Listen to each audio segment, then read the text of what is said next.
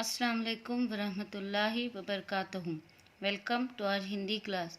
तो बच्चों, आज हम जो कविता पढ़ने वाले हैं उस कविता का नाम है वह देश कौन सा है। Page number 50। मनमोहनी प्रकृति की जो गोद में बसा है, सुख स्वर्ग सा जहाँ है, वह देश कौन सा है। तो इस कविता में कवि ये कहना अपने देश यानी देश के बाद ऐसा देश ढूंढना चाहता है जिसमें इस कविता में उन्होंने वर्णन किया है। इस कविता में उन्होंने बताया है कि देश कौन सा देश ऐसा है जो स्वर्ग सा सुंदर है, जो बहुत ही खूबसूरत है, जो प्रकृति से यानी नेचर से भरा हुआ है, जिसके चरण निरंतर रत्नीश धो रहा है, जिसका मुकुट हिमालय, वह देश कौन सा है। तो ऐसा देश कौन सा है जिसमें समंदर हमेशा जो है, नदियाँ समंदर में पानी बहता रहता है, और हिमालय जिसका मुकुट है।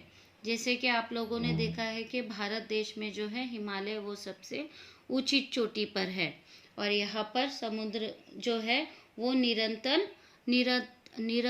निरंतर बह रहा है। नदियाँ जहाँ सुधा की धारा बहा रही है, सींचा हुआ सलोना, वह देश कौन सा है। तो इससे पहले भी मैंने जैसे बताया कि नदियाँ यहाँ पर हमेशा बहती रहती है, और वो गांव वो देश कौन सा है जो हमेशा ही सुंदरता से भरा हुआ है, जिसके बड़े रसीले फल, कंद नाज मेवे सब अंग में सजे हैं, वह देश कौन सा है। तो ऐसी जगह कहाँ पर है जहाँ पर जो है वो अच्छे रसीले फल होते हैं, सभी प्रकार के अनाज पाए जाते हैं, सभी प्रकार के मेवे पाए जाते हैं। ऐसा सुंदर देश, ऐसा सुंदर सुगंधित देश कौन सा है, जिसमें सुगंध वाले सुंदर प्रसन्न प्यारे दिन रात हंस रहे हैं, वह देश कौन सा है। तो प्रसन्न यानी फूल, तो सुगंध वाले फूल कहाँ पर है जो दिन व रात हमेशा खिलते रहते हैं और हमारे देश को जो है वो सुंदर बना रहे हैं। ऐसा देश कौन सा है। मैदान गिरी वनों में हरियालियाँ लहराती, आनंद में जहाँ है, वह देश कौन सा है।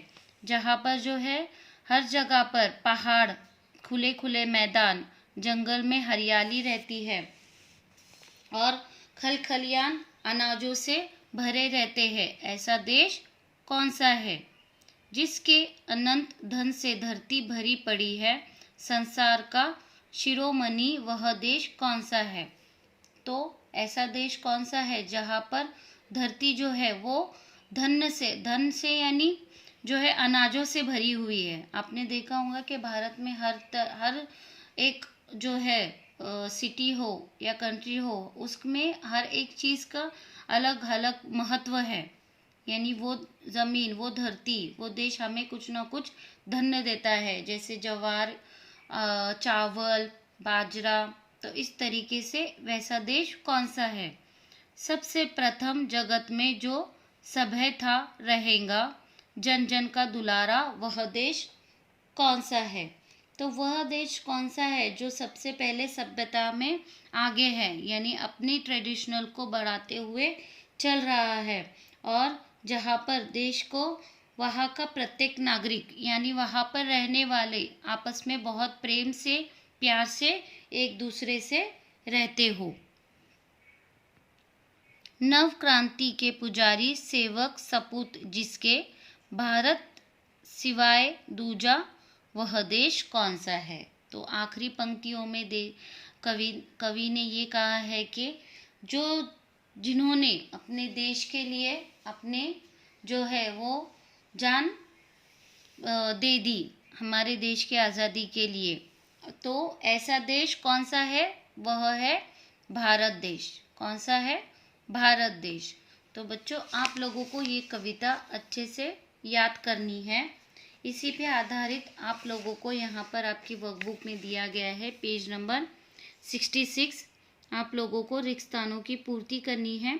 ऊपर आप लोगों को उत्तर दिए गए हैं, आप लोगों को सही उत्तर चुनकर रिक्त स्थानों की पूर्ति करनी है। उसके बाद आप लोगों को यहाँ पर वाक्य पढ़ने हैं और सही और गलत का चिन्ह लगाना है। उसके बाद यहाँ पर प्रश्न दिए गए हैं। कविता आप लोगों को अच्छे से पढ़नी है और इन प्रश्नों के आप लोगों को उत्तर ढूंढने हैं। उसके बाद समानार्थी शब्द, यहाँ पर ऊपर आप लोगों को उत्तर दिए गए हैं। आप लोगों को सही समानार्थी शब्द ढूंढकर यहाँ पर उत्तर लिखना है। So student, do your homework on time. इंशाल्लाह we will meet in the next class. अल्लाह हाफिज़। अस्सलाम वालेकुम व रहमतुल्लाहि व बरकातहू।